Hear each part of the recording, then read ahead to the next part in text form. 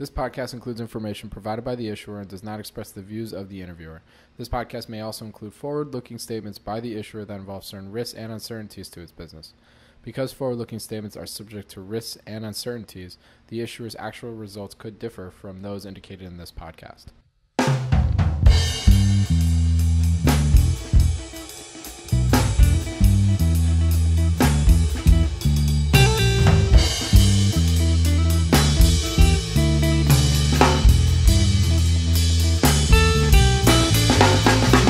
Welcome to the Planet MicroCap Podcast. I'm your host, Robert Kraft, and thank you all so much for the support and for tuning in. You can follow Planet MicroCap on Twitter at Bobby K. Kraft. That's BOBBYKKRAFT, and you are listening to episode 90. If you have any questions or comments, please feel free to tweet at me or shoot me an email at rkraft@SNN.Network.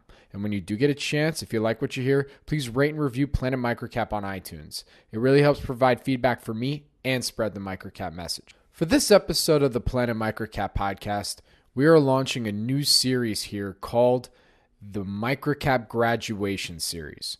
I've done about 90 interviews here on the podcast where I've interviewed some of the best investors where they discuss their investing strategies that help them be successful investors.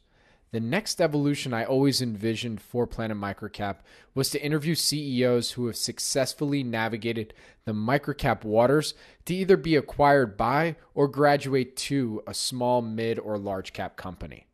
The goal is to portray a full picture of the micro-nano cap space, from learning strategies to help you become a successful investor and to show you that there are actual real live public companies that have found success as a public micro or nano cap company. There also may be some of you listening to this that are CEOs or C-suite management of a micro nano cap public company or an emerging growth private company. My guests today and future guests of this series have a lot of great information that they can then provide that also led to their success and that you can learn from. Without further ado, my first guest for this series is Glenn Sanford, founder and CEO of eXp World Holdings, Inc. They are a publicly traded company on NASDAQ with the symbol EXPI. And as a quick background, eXp World Holdings, Inc. operates eXp Realty, a cloud-based international real estate brokerage firm. eXp is one of the fastest growing real estate brands in North America that currently has 18,000 plus agents and brokers on their platform. They're a tech company that from 2014 to 2018, EXPI's revenue experienced a 147% compounded annual growth rate, or CAGR.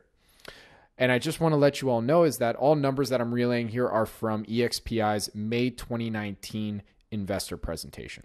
The company went public in late 2013 as a small microcap company where it traded as low as 15 cents during 2014. And as of today, June 25, 2019, the company is trading at $10.77 per share with a market cap of around $664 million. I also like to note here, I derive share and market cap information from Yahoo Finance. And I'd also like to mention at this point that for full disclosure, neither SNN Incorporated or myself are owners of any shares of eXp World Holdings, Inc. I repeat, we are not shareholders, neither myself or SNN Incorporated of EXPI. This interview is for information purposes only, and I recommend that you do your own due diligence prior to making any investment decision. Thank you again for tuning in to episode 90, and please enjoy my interview with Glenn Sanford. But first, a word from our sponsor. Hi everyone, Robert Kraft here, your host on the Planet MicroCap Podcast. As some of you may know, when I'm not interviewing folks for the podcast, I also host CEO video interviews and Wall Street Views with investing experts for SNN's YouTube channel, SNN.Network. I wanted to take a moment to invite you all to subscribe to the SNN.Network YouTube channel. As a subscriber, you'll be the first to be notified when we publish a new CEO video interview with microcap management teams, a new Wall Street View video interview with investing experts, panels and keynote presentations from our conferences, as well as new and archived podcast interviews. Go to www.youtube.com/SNNWire and click the subscribe button. Again, that's www.youtube.com/SNNWire youtube.com/SNNWire and click subscribe. Thank you for subscribing and for your continued support. For this episode of the Planet MicroCap Podcast, I would like to welcome Glenn Sanford, founder and CEO of eXp World Holdings. It's a publicly traded company with the symbol EXPI on NASDAQ. Glenn, welcome to the Planet MicroCap Podcast. Hey, thanks, Robert. Thanks for having me on the call here. It's great to have you on, and thank you for joining me. So, as I said in my intro, this is our first interview for this MicroCap Graduation Series, and it's really a full circle because we actually did an interview with you, a video interview at a conference, I think, approximately 2 years ago when you were still a MicroCap, and a lot's changed since then. It has, yeah. Back a couple years ago, and just as a little background. I've founded back in 2009 a residential real estate brokerage, and so probably 2 years ago, there were probably 4,000 agents or so. We ended, I think, 2017 with about 6,500. Now we're over 19,000 real estate professionals. So it's been a rocket ride internally, but obviously. As a public company, it's been a bit of a rocket ride as well. So that's for sure, and we're about to find out every aspect of that as well. Hopefully here. So you started to get into the background. So let's start there. What is your background, and how'd you come into all of this? Yeah. So my background really has been on the tech side, tech and marketing.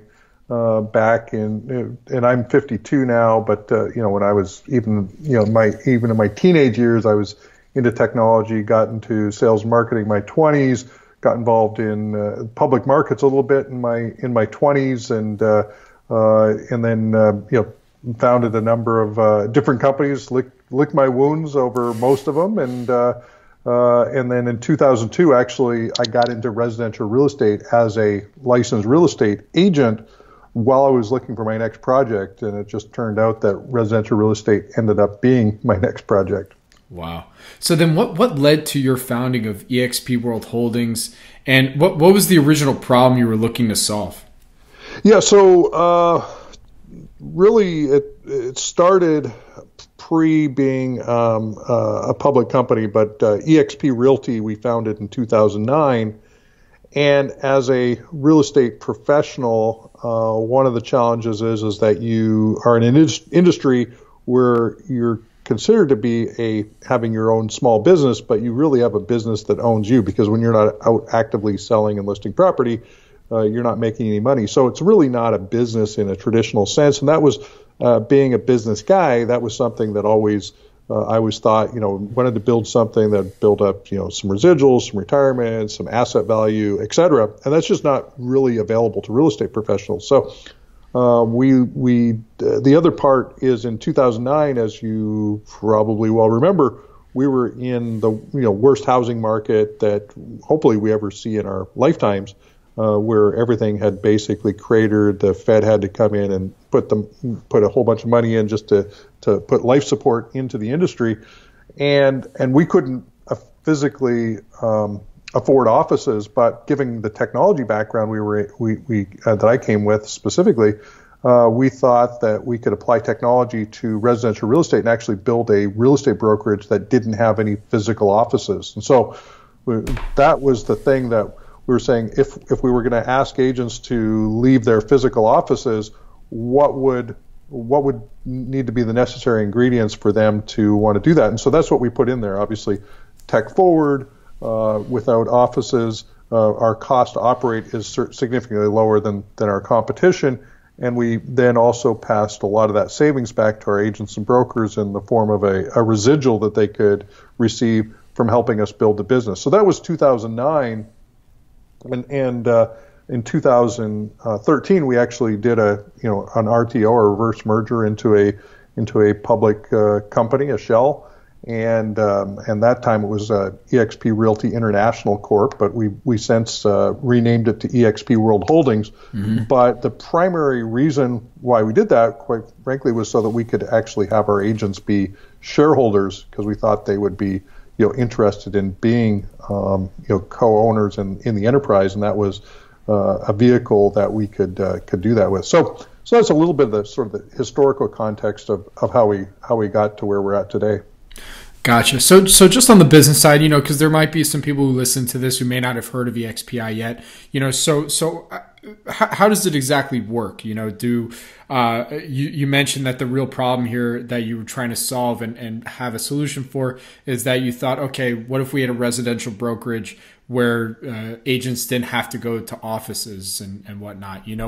Why were they going to offices right now when most of their business being transacted, via email? Like they could just go anywhere and do what they had to do? Or how did that work?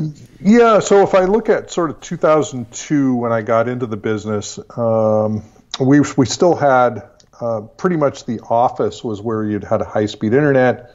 There was still a lot of homes magazines. A lot of consumers still came by real estate offices to find out where listings were, et cetera. In 2005 or 6 was when Redfin launched. Right around that same period of time, you got Zillow that had launched, Realtor.com had launched. Mm-hmm. And so consumers were less and less going to the office. But then by 2008, 2009, we had high-speed internet in our homes. Everybody pretty much had cable modems, and we also had 3G on our cell phones. So we were starting to get to the point where the office really lost its relevancy in terms of a need to go there. A lot of the broker owners still maintained offices. They had leases. They had what have you. Also, the franchisors, in order to sell a franchise, need to sort of demark where that franchise is. What's the bricks and mortar footprint? And so there's still a legacy element to this industry, pretty significant legacy element, where there's still physical office infrastructure. But if you ever walk into a real estate office, you'll notice that there's nobody there. Like, nobody goes to the office. So the agents don't go there. The office manager might go there, or the broker owner, and because they're sort of required to be in the office so that their agents can see them there. But the agents don't go there and the customers don't go there. So it's sort of a legacy element of residential real estate brokerage. So Glenn, it sounds like there's a couple headwinds that were coming in here. You had your 2008 crisis, 2009 crisis, where you saw housing prices and good value properties, really being slashed in half, if not more. And also you were seeing all these different websites coming out there, the Zillows and apartments.com, Realtor, all these different ones, that you saw that everything was starting to go more online, and there was these platforms that you could capitalize and help brokers on the residential side. I mean, were these the two confounding things that were happening that you finally like, okay, it's time to really push this out there? It was, yeah. And even prior to 2009, the previous entity that it really was the same company, but we restructured it, was a company called Buyer Tours Realty, and it was a totally buyer-based real estate company that did lots of internet lead gen. Mm-hmm. And so the internet really ultimately changed the whole landscape of what it meant to be a residential real estate brokerage.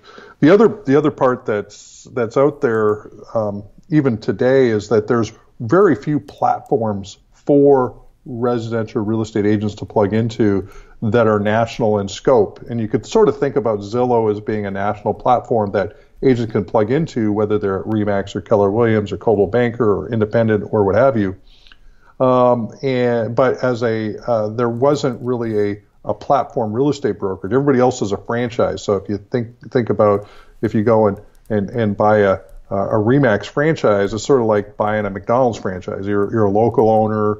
You run it sort of based on the specs that the franchisor gives you. But for the most part, it's a franchise system. eXp's different in that we're the first company to be nationwide, all 50 states as one company, and then also in provinces in Canada, and et cetera. So So that's all enabled really by the fact that we don't have offices, and technology had finally empowered a new business model that we were just really kind of early adopters coming out of that crash in 2008, 2009. Mm-hmm. So, I mean, at the time of launching, I mean, what was the barrier to entry then? You know, I mean, it sounds like there weren't that many competitors looking to try and do this, but at the same time, it seems like you had to really have a big technology infrastructure in order to support the growth that you've seen. Yeah, well, we built it as we grew. So mm-hmm. A lot of people will spend a lot of money up front, and we really built it on the fly. Now we've got a pretty good mature infrastructure now, 9.5 years later. But in those first few years, it was quite a bit of duct tape and baling wire to kind of keep this thing together. Mm-hmm. And one of the phrases I learned, from somebody else in the industry was the phrase is lead with revenue. So instead of going and spending a whole bunch of money up front, figure out if you got a product or service that actually sell before you start to spend a whole bunch of money sort of developing the back end. And that's the way we approached it. So we really built it on the fly, but we did have enough technical chops to know that whatever was going to get thrown at us, we could work with. So there's enough technology. Of course, AWS was starting to become a thing. Obviously, Google Apps and Facebook, of course, had just shown up on the scene 2007, 2008. So we were able to sort of move a lot of our communication and collaboration onto the social networks. We were actually using private Facebook groups in the early days. Plus we were. One of the things that makes us really unique is we operate the entire business inside of a virtual world, which was we actually go to the office as avatars, which we did from day one. In 2009, we told everybody we're leaving our offices behind and we're going to log into the virtual campus, and it's either going to work or it's not going to work. And if it doesn't work, we're going to go all find different jobs. But fortunately, it worked. I mean, look, I right before we got on, you told me you were speaking from Washington. I'm now in Washington State. I now think that you probably were speaking from Bermuda. There's a good chance. But that's a terrible joke, and I take that back now. So in the early days of launching eXp, what were some of the growing pains starting out? Well, the first part, we started pretty small. So in 2008, going into 2009, we had to get rid of a ton of expenses because we had prior been, it wasn't huge, but $50,000 a month was kind of our burn. Mm-hmm. And when transactions dropped significantly, we had to get rid of a bunch of expenses. And then we had to, come up with a new way of working in this, the way that we did work.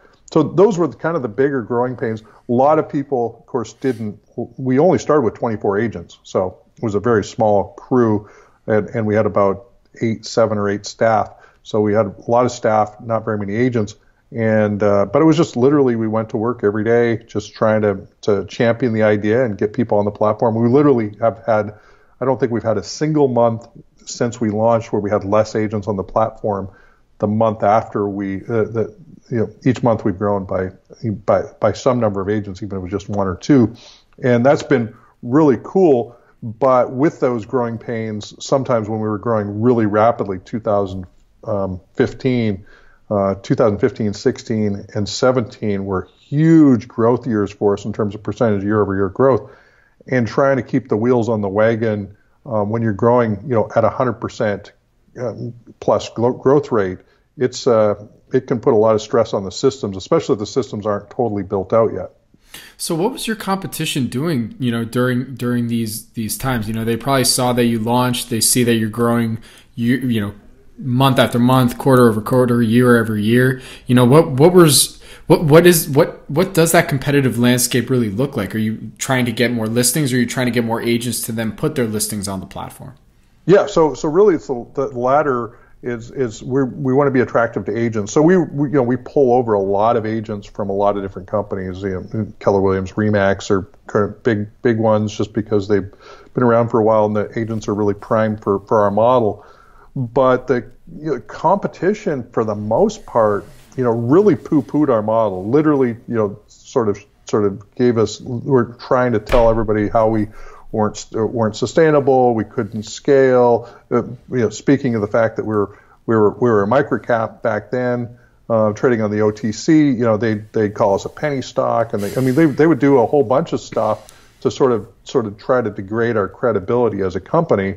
And yet, we just every day just went to work, put our heads down, and continued to deliver a great product for our agents. And so they join the platform, and they bring their listings, they bring their buyers, and business would increase. So from the agent side, were they looking at that and just saying, you know what, we like the user interface, user experience better here than what we have been using? How did you win more of them over?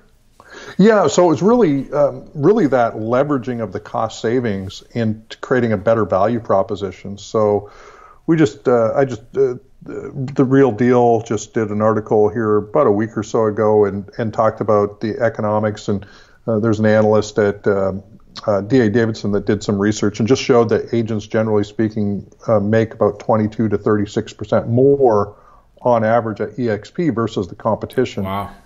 And so when you think about agents, when they're out there and they eat what they kill, when they can eat 22% better, that's not a bad gig. So financially they're just better off. But we also provide some leading tech tools to them that generally they don't have available to them at their other brokerages, and so that helps them have a better platform to generate leads and then convert those leads. Mm-hmm.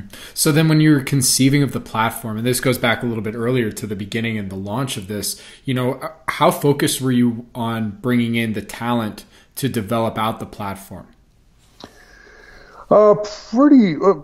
Pretty significant. We did it all on a shoestring, though. We operated fairly low cost, so we weren't spending, millions of dollars up front on platforms. We were spending, tens or maybe $100+ thousand in the early days. Now we're spending, significantly more on CapEx and other expenditures to make sure that we've got state-of-the-art platforms. But in the early stages, we iterated as we went. We had great enthusiastic talent, and then we'd hire folks, some of them remote, some of them domestic, to help us fix problems in real time. But sometimes we got it right, and sometimes we had to go back and retool. Right, gotcha. So all right, so now we're going to transition into the capital market side of things. You already alluded to this a little bit earlier when you answered one of my questions about why the company did decide to go public. You wanted to have your agents be shareholders, so then from there, what was the pros and cons conversation like, and what ultimately then tipped the scale to going public as a microcap? Yeah, so as a microcap, there obviously is a lot of debate and a lot of internal discussions on, the merits of doing that method of being public. But I'd started the discussions actually even with one of our board members, Randall Miles, back in 2008, 2009, about how to have agents be shareholders.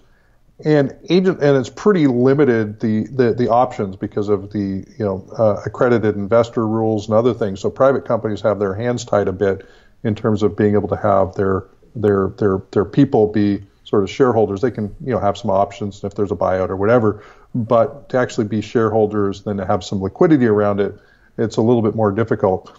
But it was 2012. I was at an event and just realized that I wasn't thinking big enough, and that was the point in time where we said, "Hey, we need to explore what it's going to take to become a public company, so we can actually have people, our agents and brokers and staff, for that matter, be shareholders." Because we were growing about 50% year over year, 2012, 2013, and even going into 2014. But we were saying, "Hey, if we could add ownership as an additional ingredient to the mix, what would that do to our growth rate?" And so what our thesis was that agents aren't getting ownership anywhere else, and that if they could get some ownership, and if that ownership was then quoted, they'd be more interested in being with us than with the competition. So that was really the reason why we went this route because I've been really focused on agent ownership, something that eluded me as an agent. So it's kind of took us where we got to, and of course the doing it through reverse merge is also somewhat that has all kinds of warts that can be attached to that whole process.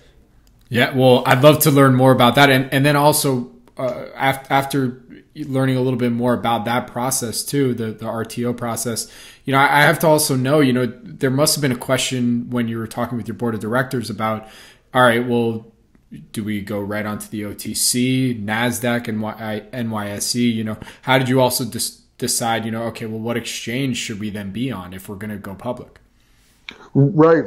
Well, those decisions were actually a little bit easier in that we weren't becoming a public company to fundamentally raise money, and we didn't need to truly raise money. We raised a little bit here and there, but nothing of significance relative to what we were trying to do. And it was more just to give us a little bit of extra cushion in case we needed it more than it because we needed it just to operate, just to get into business. So we did it for a totally different reason. One of the cool things about OTC, which at the time, and I assume that it's still the same, is that you could operate with a single director, and that sort of filled all the elements of president and CEO, treasurer, and that type of thing. We didn't do that for very long, but it certainly helped in terms of being able to get from point A to point B.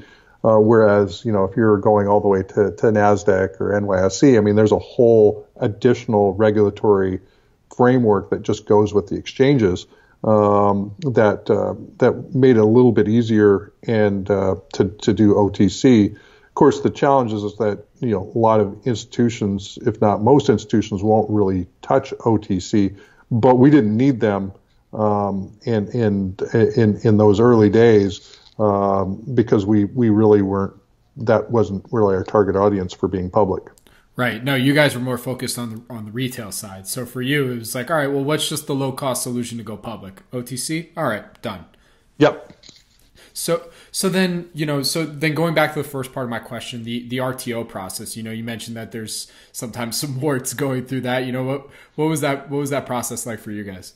Yeah, so I fortunately had some experience. I mentioned having some experience with public markets back in the early days, probably 87 through the probably early mid 90s. I'd been involved with at least 10 different companies that had done sort of an RTO kind of thing.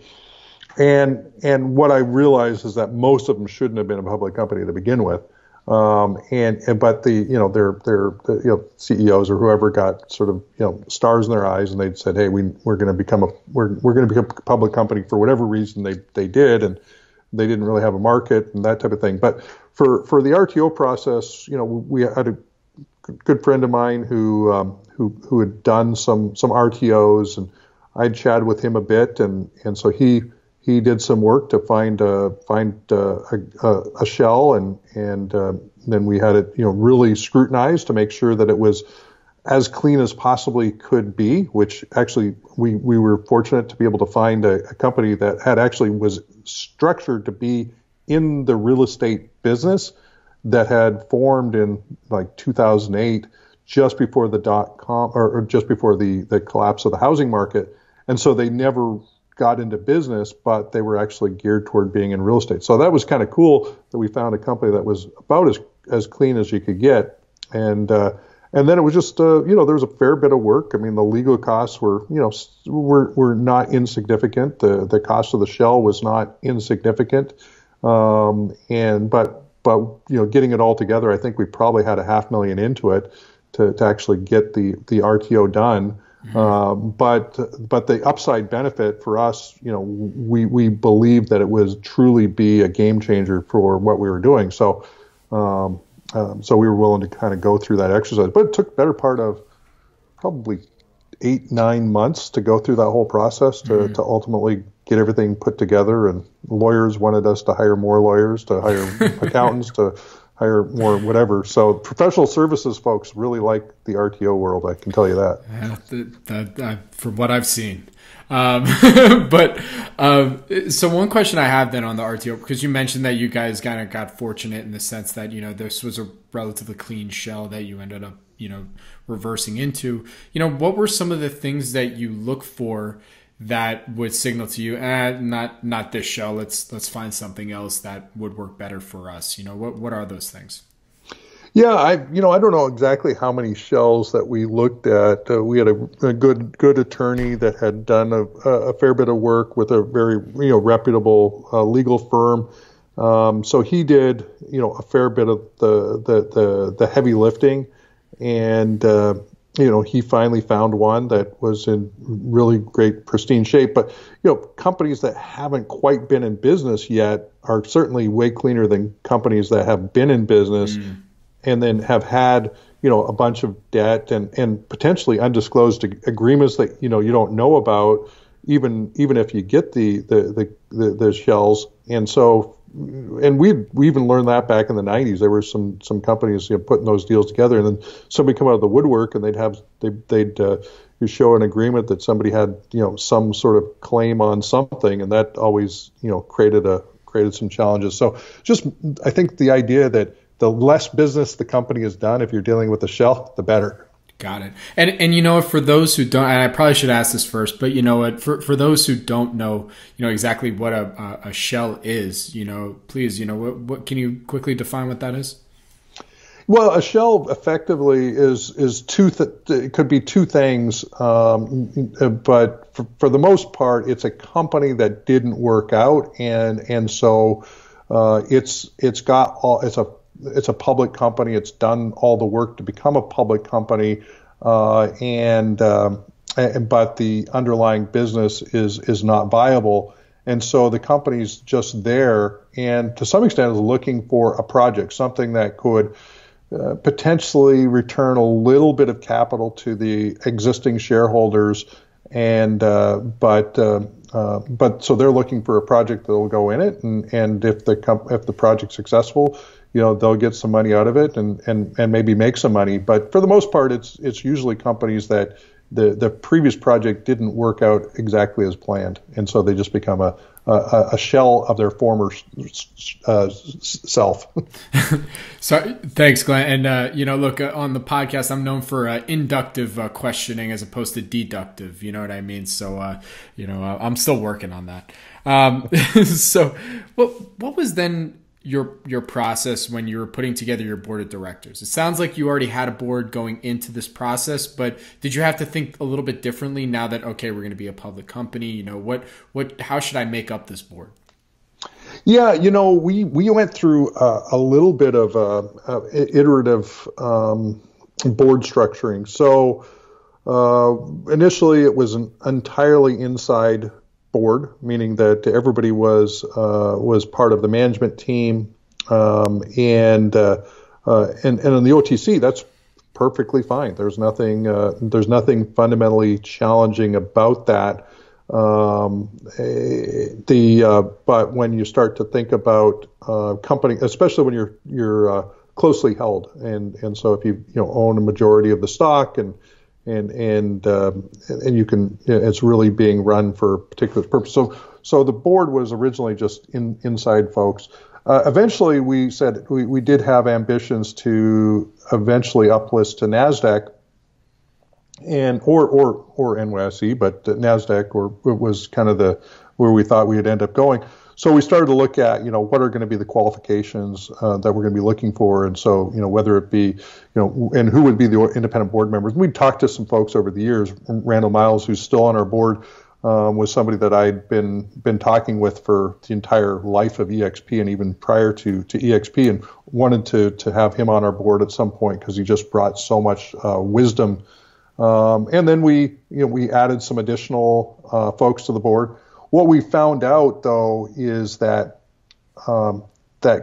creating an entirely independent board to become a NASDAQ-listed company can have its own challenges that go along with it. So we ended up going a little bit too independent, strong board members, great quality people, but to some extent they were probably more suited to much larger companies than we were.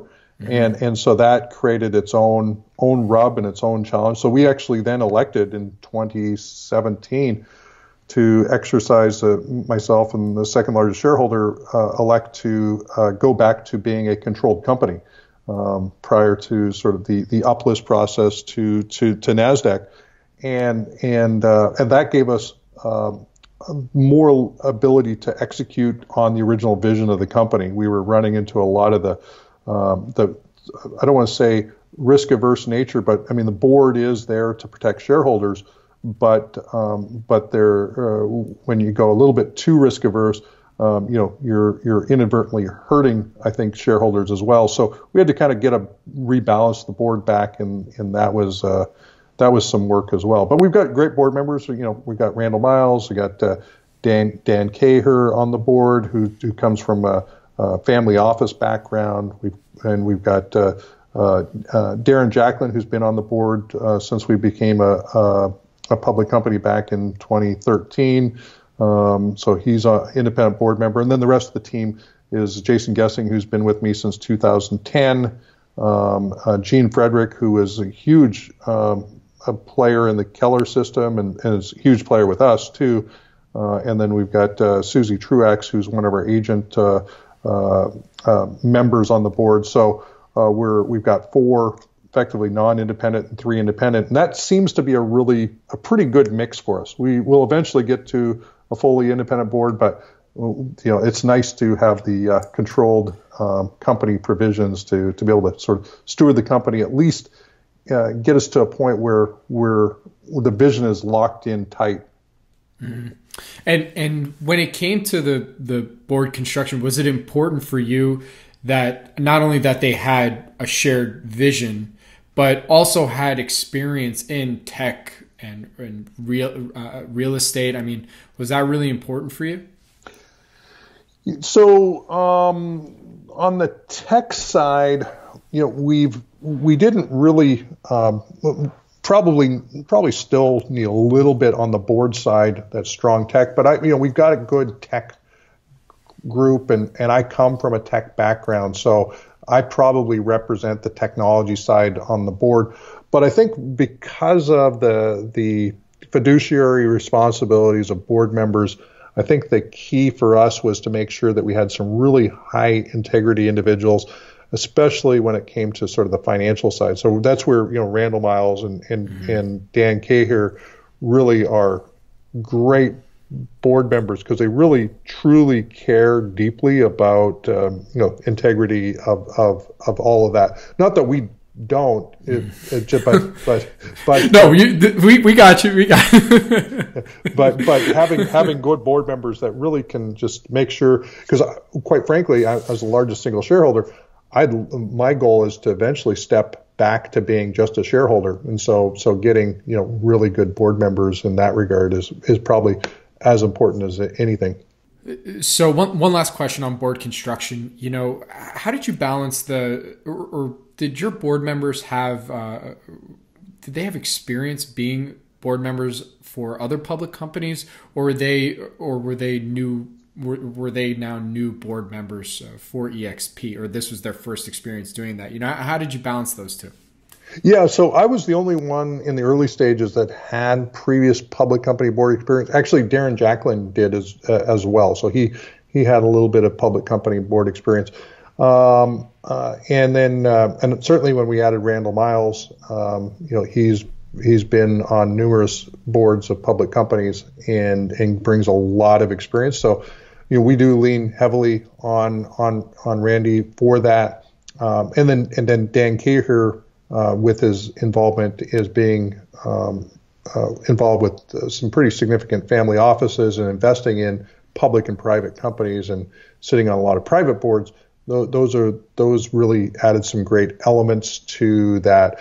The rest of the board members haven't, but we've had to, we've done a lot of education. We brought in legal teams, training the boards, running them through a lot of the things that they need to be aware of, and have them be as involved as possible. in that side of things. So that's kind of the way we've looked at the board so far, and we would expect as we get larger, we'll have more board members with public company experience for sure. Got it. So as the CEO of a publicly traded microcap company with a fast-growing tech business, how did you balance the responsibilities of business operator and CEO? Yeah, so that's a great question because we started. I mean, when I started the company, and we'll say as it was a totally hands-on operation, and I've hired all of the first employees, all of the various folks that joined us, and then transitioning to being a public company CEO is a different animal because I'm no longer doing the work. And whereas I used to refer to myself as the highest paid assistant in real estate, because I literally was in there, working on, various parts of the business as any individual would be. So I have a really intimate knowledge of the processes that the individuals do.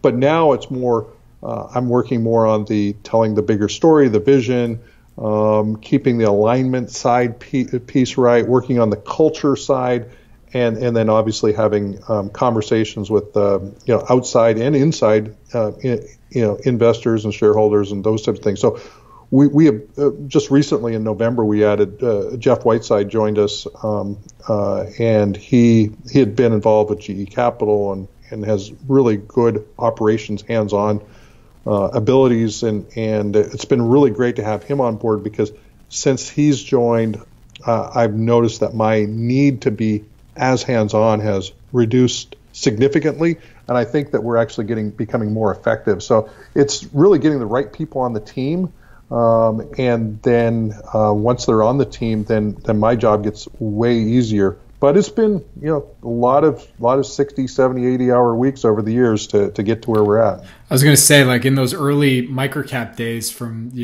starting in 2013. I mean, it's a lot of you're growing this. You have to be there to facilitate this growing business. But I mean, we saw you at conferences. You're probably going to many of them over the year, answering investor calls. I mean, during those times, I mean, at what point were you just like, all right, I need to percentage-wise this much focus on the business and then this much focus on talking to investors and going out to the capital markets and telling the story?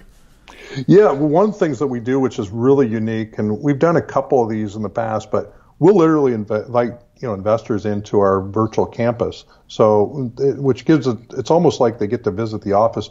And you talked about Bermuda earlier, which was your bad joke, but sometimes I am a avid boater, but because of high-speed internet, I can be literally in a marina, tied up to the dock, got a good internet connection, and I can be walking investors through our office, introducing them to different people in the company, walking them through a deck, and so the ability, we call it the 4 A's, to work with anyone from anywhere on anything at any time, is sort of something that we think about, and everything that we do is designed to facilitate that kind of working element, and that includes working with staff as well as investors and others. Mm-hmm.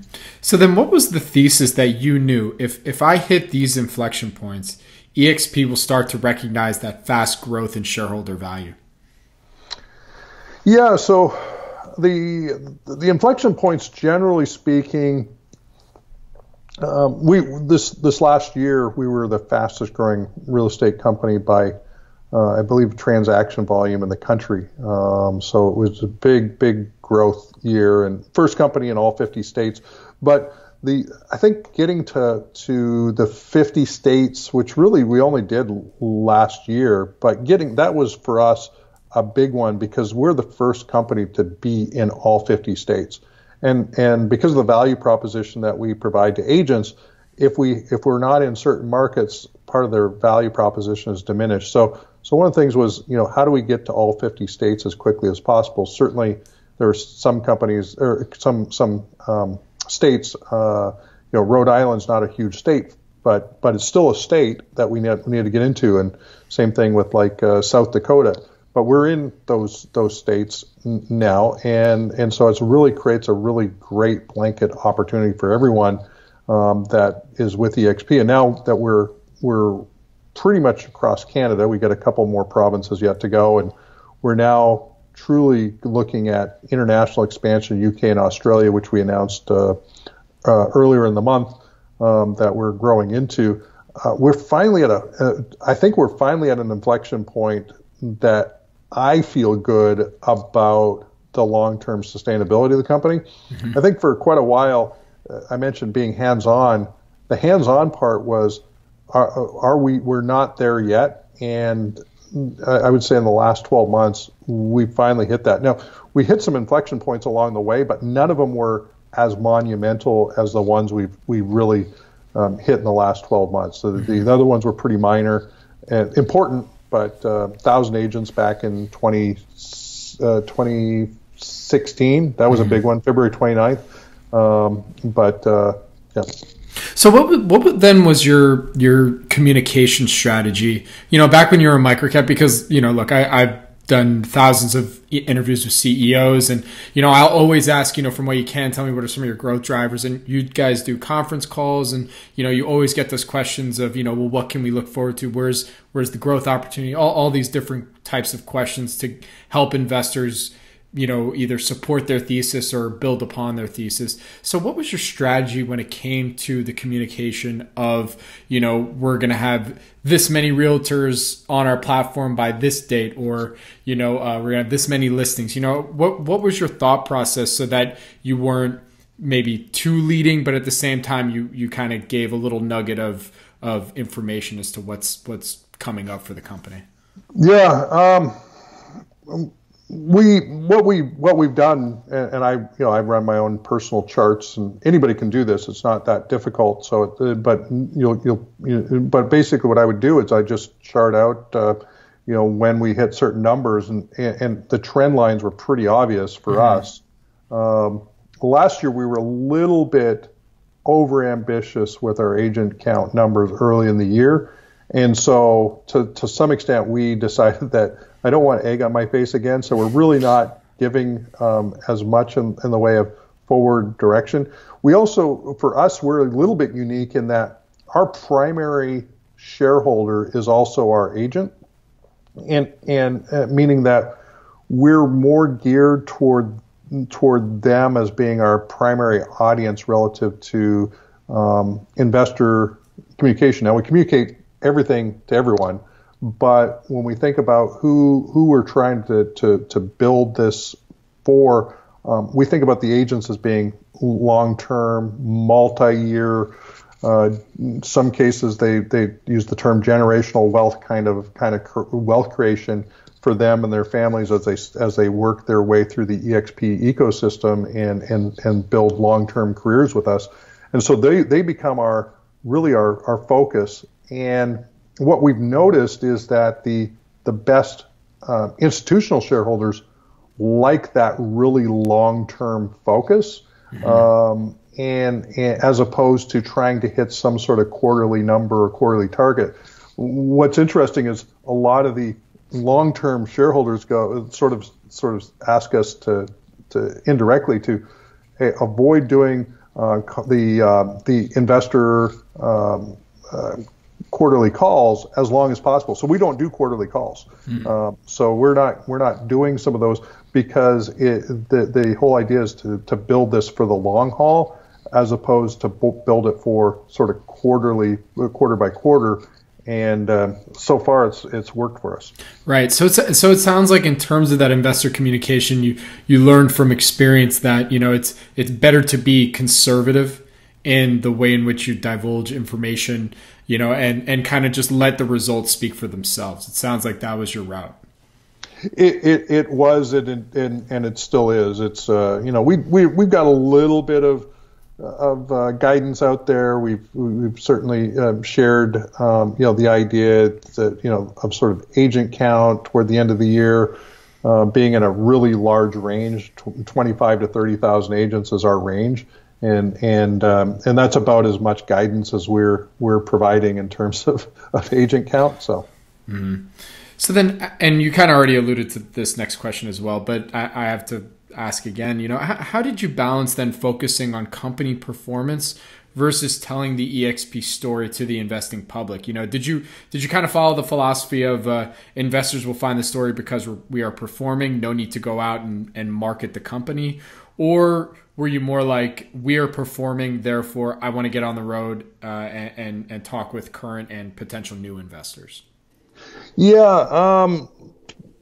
So a little bit of both. In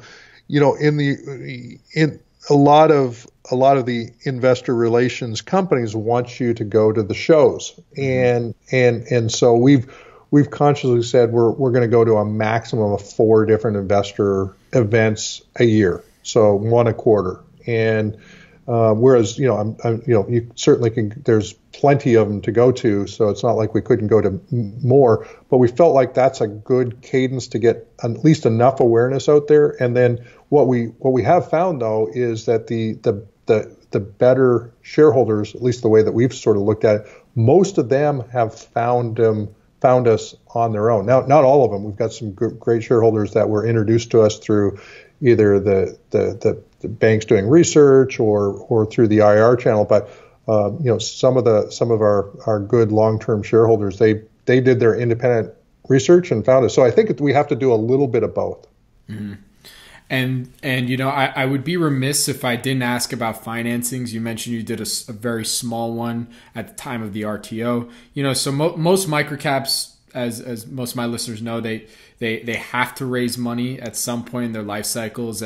And so, what are some of the things to look out for and consider as a CEO of a microcap when you're looking to raise capital? What worked for you?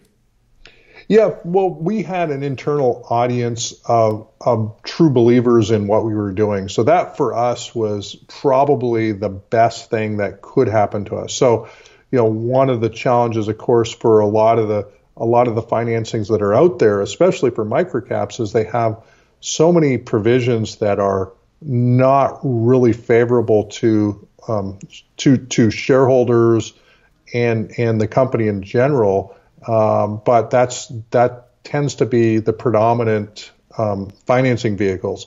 And so what we were able to do was really work with our own potential inside shareholders that are accredited investors and provide a vehicle for them.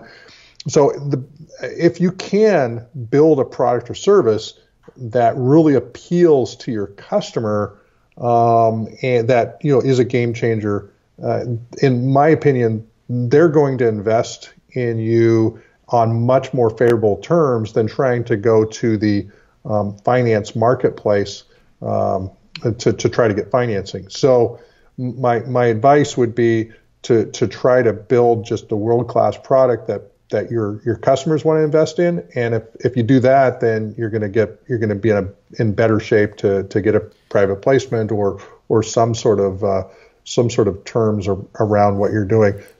So anyway, that's my perspective and advice. So at the time, were you getting, back in the 2013 timeframe, were you getting those 3 to 4 or 5 calls a week or even a day? Oh, it was, yeah. We get so many offers of, effectively toxic financing terms. And then even when we went to conferences, to some extent, some of the conferences, some of the folks that were there to pitch some pretty crappy financing. So so it was, we're a different place now, but what I guess my biggest counsel is don't be desperate. If you're desperate for money, you probably need to figure out something else than to try, because there's a lot of folks that will take advantage of the opportunity. Of course, they're trying to make money just like everybody else, but and maybe they're taking a big risk as well. But if you've built a really great product or service, then work with the folks that believe in you. Got it. So then what was the big turning point for eXp that has seen it grow from a microcap to a small cap? Well, I think, obviously growing, top line revenues and being in an industry where we've got lots of really enthusiastic sales professionals, some of them who are affluent in their own right, that could sort of put the dots together. I think those really helped. As a microcap OTC, I mean, when we uplisted the NASDAQ, we had almost zero institutional ownership. I think 20,000 shares or something, or 40,000 shares of ownership that had probably been acquired when we were $2 or $3 or $4 a share. So it was pretty minimal in terms of that piece. But yet we had really a great rise on the stock price, the volumes and everything else. Not that we're hugely liquid as a company, but we're certainly way more liquid than we used to be. But having an enthusiastic base of folks that we were addressing their market and their needs, I think that was one of the significant ingredients to creating the momentum to ultimately, move up and become a small cap company. Mm-hmm. And I got to ask too about the uplisting, because we just published a panel where we had some experts talking about uplisting in microcaps. So for you guys, because you did mention earlier that the primary reason for going public was to appeal to more of a retail audience. So I'm guessing there was some influence as to, okay, it's time to uplist to potentially gain more of those institutional investors. What was the decision process there to then go to NASDAQ? Yeah, so really the primary reason why we're moving up to NASDAQ was we were still getting fighting with inside of our industry with people basically saying that you're trading OTC or you're a penny stock. It's and whatever they make up stories. And one of our big competitors literally called some of our underlying technology Donkey Kong technology, which I thought was funny. So we actually used the phrase when we rang the NASDAQ bell in January, as we like to say at EXP, it's on like Donkey Kong. So that was my little sort of slap back. But we wanted to basically, from a credibility standpoint, OTC has its own set of beliefs that go around with it, because there are a lot of companies that don't make it off of the OTC and ultimately have challenges and go downhill. So for us, it was really a credibility piece rather than institutional shareholders. Now, flip side of it is we're able to see in pretty good detail that we've got institutional shareholders going up, but we also have a larger short selling base. So we've got kind of a mix of folks that we weren't used to seeing when we were OTC. Well, what has been the biggest learning lesson being CEO of a publicly traded microcap and now a small cap company?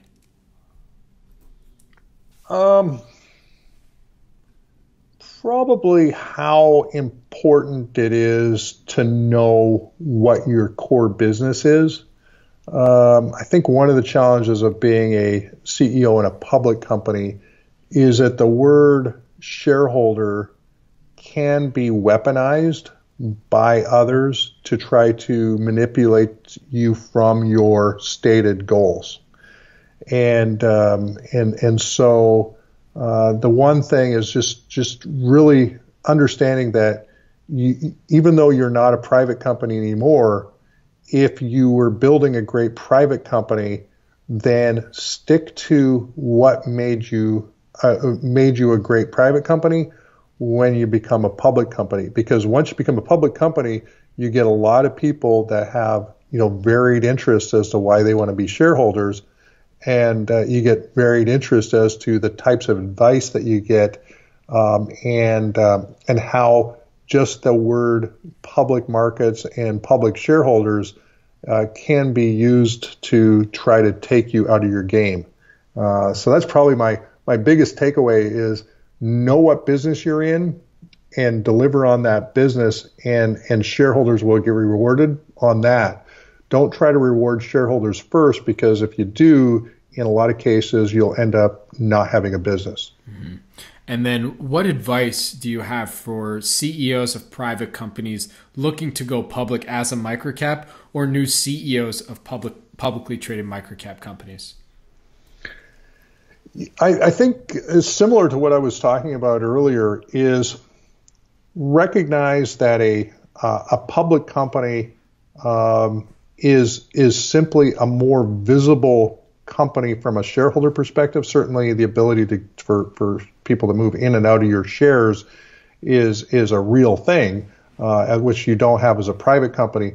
But the key is build something still for the long run, for the long haul, and the shareholders that are going to join you on the journey, if they know you're building a company with a long-term vision, they'll stick with you over the long run.